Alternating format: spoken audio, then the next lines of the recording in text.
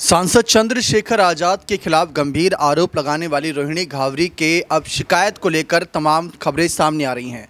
ऐसा माना जा रहा है कि चंद्रशेखर की मुश्किलें दिन दोगुनी रात चौगुनी बढ़ने वाली हैं, क्योंकि सांसद सदस्यता रद्द करने की मांग की जा रही है। और ये मांग रोहिणी घावरी के द्वारा नहीं, बल्कि आयोग की तरफ से ही कुछ ऐसे स्टेटमेंट सामने आए जिस पर हम चर्चा करेंगे। दरअसल पूरा मामला ये बनना है कि चंद्रशेखर आजाद जो नगीना सीट से सांसद हैं, उन पर गंभीर आरोप रोहिणी घावरी लगाए।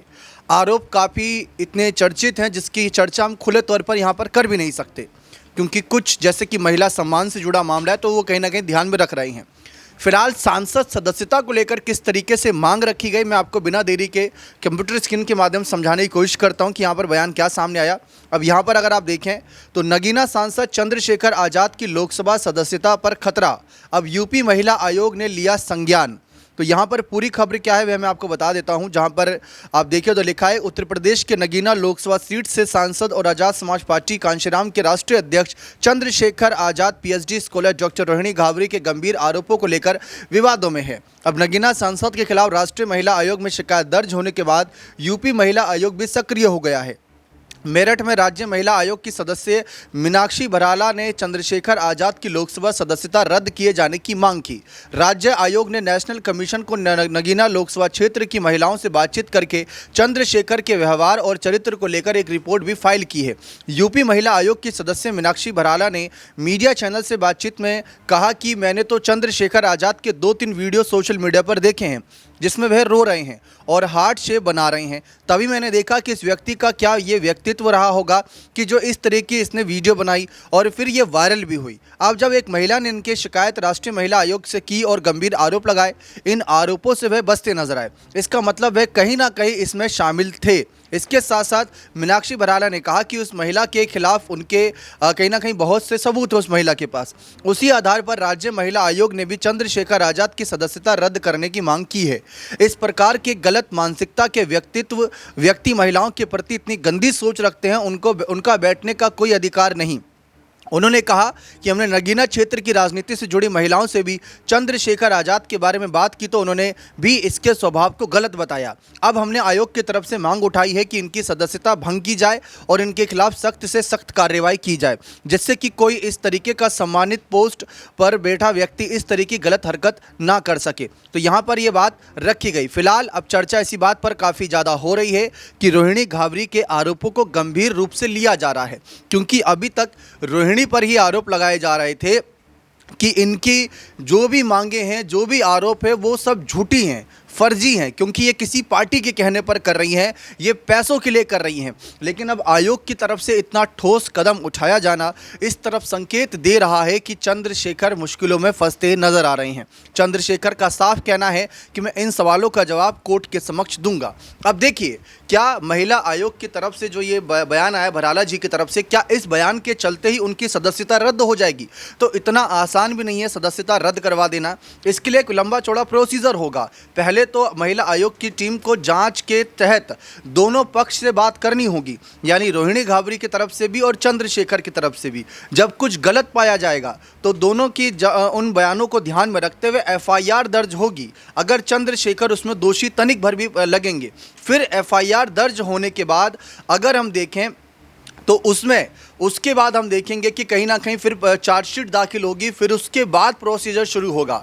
और जब कोर्ट तय करेगा कि चंद्रशेखर दोषी हैं, और दोषी का मतलब ये नहीं कि 3 महीने, 6 महीने या 1 साल की सज़ा, 2 साल या उससे अधिक की सज़ा होगी, तब इनकी सांसद कुर्सी पर खतरा मंडराएगा, तब इनकी सदस्यता रद्द होने का फैसला कोर्ट की तरफ से लिया जाएगा। यानी इतना आसान नहीं होने वाला कि किसी ने कह दिया और तुरंत ही इनकी सदस्यता रद्द हो जाएगी। ब्रजभूषण मामले का अगर हम एग्जाम्पल लें तो ब्रजभूषण के खिलाफ भी महिला पहलवानों ने WFI यानी रेसलिंग फेडरेशन ऑफ इंडिया और इसके साथ साथ उनके सांसद पद से इस्तीफा देने की मांग करी थी। उस समय ब्रजभूषण का कहना था कि मैं किसी के कहने से इतनी जल्दी इस्तीफा देने वाला नहीं, क्योंकि इन पदों पर मुझे जनता ने बैठाया है और जिस पार्टी के सिंबल से मैं आया हूं चुनकर, अगर उस पार्टी के आला कमान कहेंगे तो मैं ज़रूर इस्तीफा दे दूंगा। लेकिन पहले आप कोर्ट का फैसला आने दीजिए, और कोर्ट का फैसला भी आया तो मैं फांसी पर लटकने के लिए भी तैयार हूं। ये बयान थे ब्रजभूषण के। लेकिन चंद्रशेखर के बयान काफ़ी लोगों को ऐसा लग रहा है कि वो गुमराह करने की कोशिश कर रही हैं, क्योंकि सार्वजनिक तौर पर रोहिणी घावरी जो है आरोप लगा रही हैं, चंद्रशेखर की मां तक को इन्वॉल्व कर दिया इस मामले में। स्क्रीनशॉट शेयर किया गया जिसमें हमने देखा कि चंद्रशेखर की मां तक को लेकर ये बात रखी कि इनकी माता जी भी हमसे बात करती थी, अच्छे से व्यवहार करती थी, लेकिन आज सबका नेचर बदला बदला नजर आ रहा है। साफ ऐसा लग रहा है कि इनके खिलाफ साजिश रची जा रही है। तो ब्रजभूषण पर गंभीर आरोप तो लगाए, लेकिन अब आरोपों को काफ़ी सीरियस नज़रिए से देखा भी जा रहा है। क्योंकि देखिए, शुरुआत में ही ये माना जा रहा था कि रोहिणी घावरी के खिलाफ एक तरीके से अगर हम देखें तो जो चंद्रशेखर के सपोर्टर हैं, जो समर्थक हैं, वो ये कहीं ना कहीं कोशिश करेंगे कि रोहिणी झूठी है, रोहिणी पब्लिसिटी के लिए आगे आई हैं, रोहिणी पैसों के लिए ये सब कर रही हैं। देखिए, रोहिणी घावरी इनका जवाब भी दे चुकी हैं कि वो स्विट्ज़रलैंड में NGO चलाती हैं, राजनीति में उनको कोई दिलचस्पी नहीं, और अगर उनको राजनीति से जुड़ी बातें करनी थी, राजनीति को लेकर यहां पर माहौल बनाना था, तो शायद लोकसभा चुनाव के वक्त ही ये माहौल बनाती और तब चंद्रशेखर के खिलाफ रोहिणी घावरी को कोई पार्टी टिकट देने के लिए भी तैयार हो जाती। लेकिन ऐसा नहीं हुआ। रोहिणी ने कहा कि मैं लोकसभा चुनाव की वजह से चुप थी, क्योंकि मैं इनके राजनीतिक करियर पर कोई संकट डालना नहीं चाहती थी। क्योंकि जैसा भी रिश्ता रहा हो, अब जैसे भी आरोप लगा रही हो रोहिणी, एक समय पर उन्होंने चंद्रशेखर से प्यार ही किया था, और प्यार किया था तो उसके प्रति उतनी नफरत तब नहीं थी जो अब नफरत पैदा हो गई है, क्योंकि चंद्रशेखर का बदला व्यवहार उनको बहुत चुभता नजर आ रहा है। जनता भी चाहती है कि चंद्रशेखर इस मामले पर खुलकर बात करे। कोर्ट कचहरी में तो अपनी बात रखेंगे, ये बात सबको पता है, लेकिन हकीकत तौर पर क्या जमीनी स्तर पर वो अपनी बात रखने के लिए आज सक्षम नहीं है? क्या कोई बात छुपा रही हैं? देखिए, सवाल इस वजह से खड़ा होता है क्योंकि चंद्रशेखर आज़ाद एक सांसद हैं। जब भी कोई माहौल बनता है तो अपनी बात रखते हैं। ब्रजभूषण के मामले में तो उन्हें घसीट कर लाने तक की बात रख दी थी, जबकि ब्रजभूषण एक सांसद थे और चंद्रशेखर उस समय किसी संवैधानिक पद पर नहीं थे। फिलहाल मुझे ये कहीं ना कहीं बिल्कुल पता है कि चंद्रशेखर के कई समर्थक इस बात से काफ़ी नाराज़ होंगे और ये सोच रहे होंगे कि कहीं ना कहीं ये भाई तो रोहिणी का पक्ष ले रहा है। ऐसा बिल्कुल नहीं है। जो आयोग का बयान आया है, जो रोहिणी के आरोप है, उसके तथ्यों के आधार पर ही बात रखी जा रही है। अगर अब चंद्रशेखर निर्दोष हैं तो अपील यह है कि चंद्रशेखर आएँ, मीडिया के सामने अपनी सारी सच्चाई रखें।